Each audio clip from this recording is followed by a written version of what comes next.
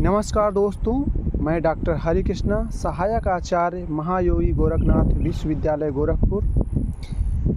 आज का विषय है चर्चा में, आज का विषय रहेगा कांग्रेस घास की समस्या एवं उसका समाधान। तो कांग्रेस घास, जिसको कि दोस्तों जैसा कि आप देख पा रहे हैं इस वीडियो में, जो ये पौधा दिख रहा है इसी को हम गाजर घास, सफ़ेद टोपी, आषाढ़ी गाजर, चटक चांदनी, गाजर घास आदि नामों से जानते हैं। इस खरपतवार के वानस्पतिक नाम की अगर बात करें तो इसको पार्थेनियम हिस्टेरोफोरस कहते हैं और इसकी फैमिली एस्टेरेसी है। यह खरपतवार भारत में पहली बार 1950 के दशक में देखा गया था और यह रेलवे ट्रैक के किनारे, सड़कों के किनारे, बंजर भूमि, उद्यान आदि स्थानों पर ज़्यादातर उगता था और वहाँ पे समस्या करता था। यह खरपतवार लगभग भारत में 350 लाख हेक्टेयर में फसली और गैर फसली जगहों पर उगता है।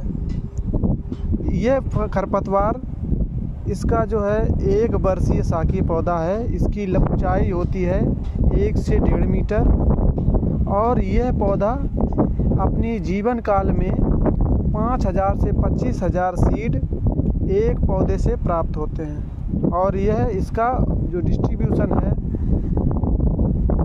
हवा द्वारा, पानी द्वारा और मानव गतिविधि द्वारा एक स्थान से दूसरे स्थान पर होता है। इस खरपतवार की क्या समस्याएं हैं उसके बारे में जानेंगे। तो इस खरपतवार से मनुष्य में, पशुओं में त्वचा रोग, अस्थमा रोग, ब्रोंकाइटिस, एक्जिमा, एलर्जी, बुखार आदि रोग गंभीर रूप से प्रभावित करते हैं। तो इस रोग से मनुष्यों में, जानवरों में, पर्यावरण को बहुत ही नुकसान उठाना पड़ता है। तो इस वजह से इस खरपतवार को नियंत्रण करना बहुत ही आवश्यक हो जाता है। अब आइए जानते हैं इसका प्रबंधन, यानी कि इसका निदान कैसे किया जाए। तो सबसे पहले इसमें हम प्रबंधन के लिए सामुदायिक पहल की शुरुआत करते हैं। जैसे कि सामुदायिक में हमारे नगर निगम के द्वारा और स्कूल लेवल पे कृषि विभाग के द्वारा इसको सामुदायिक रूप से जागरूक करके और उसको हम इसकी पहचान करके इसको समूल पुष्पन अवस्था से पहले इसको जड़ से उखाड़ के ख़त्म कर दें। इसमें किसानों को जागरूक किया जाए, स्कूल में बच्चों को जागरूक किया जाए, आसपास के जो शहरी आवास हैं, शहरी क्षेत्र हैं, नगर निकाय के, उनको जो है जागरूक किया जाए कि इसको जो है पर्यावरण को बचाने के लिए इसको पुष्पन अवस्था से पहले इसको कंट्रोल किया जाए। अधिकतर ये वर्षा ऋतु में सबसे ज़्यादा होता है। वैसे तो ये साल भर जो है एक्टिव, सक्रिय रहता है, लेकिन वर्षा ऋतु में इसका जो जर्मिनेशन है ज़्यादा होता है। तो इसको सबसे पहले है कि फूल अवस्था से पहले ही इसको उखाड़ के नष्ट कर दें, या तो उसको कंपोस्ट या वर्मी कंपोस्ट बना लें। इसके प्रतिस्पर्धी पौधा के रूप में गेंदा या चकोड़ा के पौधे उगाना चाहिए। तो ये इसके साथ प्रतिस्पर्धी पौधे हैं, तो इसका कंट्रोल किया जा सकता है।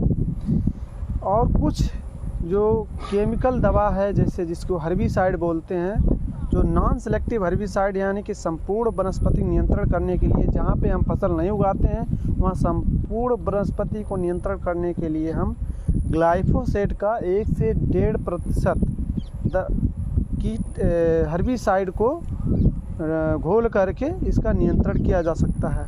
या पार्थेनियम के ही कंट्रोल करने के लिए हम मेट्रीब्यूजिन का 0.3 से 0.5% का या 2,4-D का 1 से 1.5% का घोल का छिड़काव करते हैं। इसमें जैविक नियंत्रण में एक कीट है, कीट का नियंत्रण, वो कोलियोप्टेरा ऑर्डर का एक कीट है जिसको जाइगोग्रामा बाइकोलोराटा बोलते हैं। उसका जुलाई से अगस्त में उसके अगर प्राण स्पेक्स बढ़ते हैं तो इसके कंट्रोल किया जा सकता है। तो इन सब विधियों का अगर हम ध्यान रखते हैं और इस तरीके से इसको कंट्रोल करते हैं तो इन सभी समस्याओं से निजात पाया जा सकता है।